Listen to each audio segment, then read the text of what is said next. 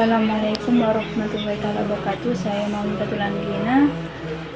Pemateri pertama saya akan membahas tentang ayat-ayat Mudharabah Quran Surah Al-Baqarah ayat 275 yang berbunyi A'udzu billahi minasyaitonir rajim. Bismillahirrahmanirrahim. Alladzina ya'kuluna ar-riba la yaqumuna illa kama yaqumuna alladzina yatakhabbathu asy-syaitanu minal mas.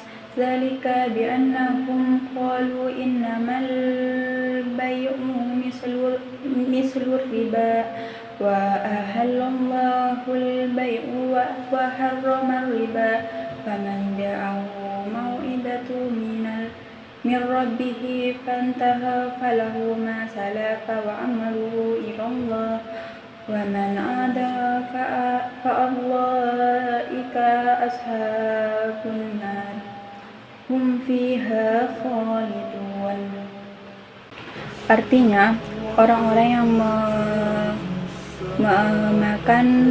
bertransaksi dengan riba tidak dapat berdiri kecuali seperti orang yang berdiri sempoyongan karena kesurupan setan. Demikian itu terjadi karena mereka berkata bahwa jual beli itu sama dengan riba, padahal Allah telah menghalalkan jual beli dan mengharamkan riba. Siapapun yang telah sampai kepadanya peringatan dari Tuhannya menyangkut riba, lalu dia berhasil sehingga apa yang telah diperolehnya dahulu menjadi miliknya dan urusannya terserah kepada Allah. Siapa yang mengulangi transaksi riba, mereka itulah penghuni neraka.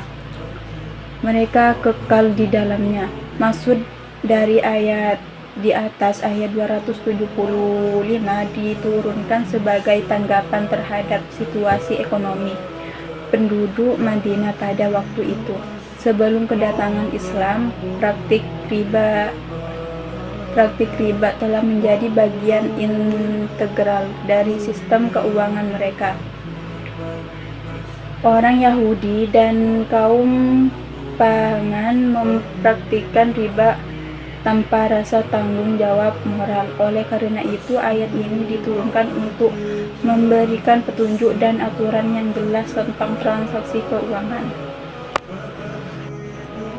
Dan yang poin ke B, Quran Surah Al-Muzammil ayat 20 yang berbunyi A'udzu billahi minasyaitonir rajim. Bismillahirrahmanirrahim. Inna rabbaka ya'lamu annaka taqumu adna min sulasil ladzi wa nisfahu wa sulusa wa ta'ifatum minal ladzina ma'ak wallahu yuqaddiru laila wan nahar alima allan tahsuhu fataba alaikum faqra'u ma tayassara minal qur'an alima an sayakunu minkum marada wa akharuna yadribuna fil ardi yabtaguna min fadlillah wa akharuna yuqatiluna fi sabilillah faqra'u ma tayassara minhu Faqra'una ma tayassara minhu wa aqimus sholata wa atuz zakata wa aqridullaha qardan hasana wa man tuqaddimu li anfusikum min khairin tajiduhu indallahi huwa khairan wa a'dama ajra Wastaghfirullah innallaha ghafurur rahim. Artinya, sesungguhnya Tuhanmu mengetahui bahwa engkau Nabi Muhammad berdiri sholat kurang dari 2/3 malam atau 1/2 malam atau sepertiganya, dan demikian pula segolongan dari orang-orang yang bersamamu. Allah menetapkan ukuran malam dan siang. Allah mengetahui bahwa kamu tidak dapat menghitungnya secara terperinci waktu-waktu tersebut, sehingga menyulitkanmu dalam melaksanakan sholat malam. Maka dia kembali memberi keringanan kepadamu. Oleh karena itu, bacalah ayat Al-Quran yang mudah bagimu. Dia mengetahui bahwa akan ada di antara kamu orang-orang yang sakit, dan yang lain berjalan di bumi mencari sebagian karunia Allah, serta yang lain berperang di jalan Allah. Maka bacalah apa yang mudah bagimu darinya, Al-Quran. Tegakkanlah sholat, tunaikanlah zakat, dan berikan pinjaman kepada Allah, pinjaman yang baik. Kebaikan apa saja yang kamu perbuat untuk dirimu, niscaya kamu memperoleh balasannya di sisi Allah sebagai balasan yang paling baik dan yang paling besar pahalanya. Mohonlah ampunan kepada Allah, sesungguhnya Allah Maha Pengampun lagi Maha Penyayang.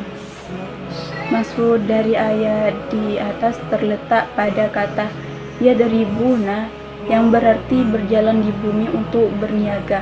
Ayat ini memuliakan aktivitas berdagang, mencari rezeki dengan menyetarakannya dengan perjuangan di jalan Allah. Dari sinilah para ulama mengambil dasar hukum mudharabah, yaitu kerjasama antara pemilik modal dan pengelola yang bepergian mengurus bisnis, di mana kerja keras mencari nafkah diakui sebagai ibadah yang mulia.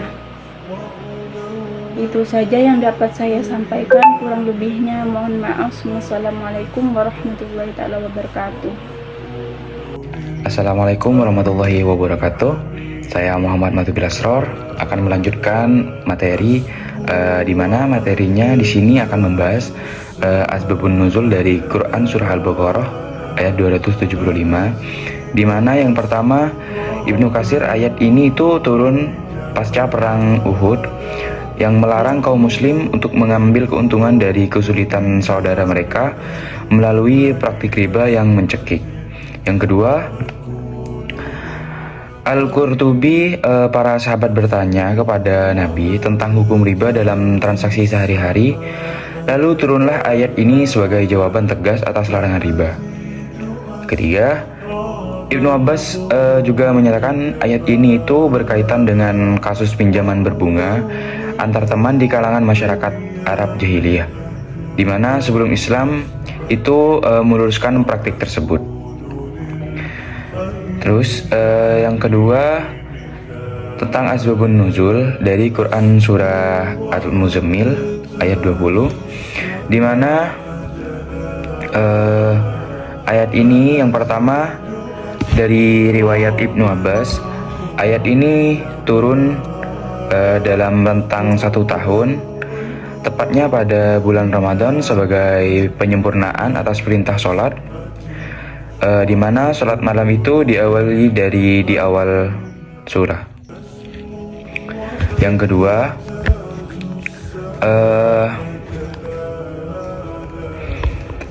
Allah memberikan keringanan bagi kaum muslim dalam ibadah, di mana dalam ibadah itu yang termasuk dalam ibadah malam, ia mengizinkan aktivitas mencari rezeki dalam Darfil Arah sebagai bentuk rahmat dan kemudahan.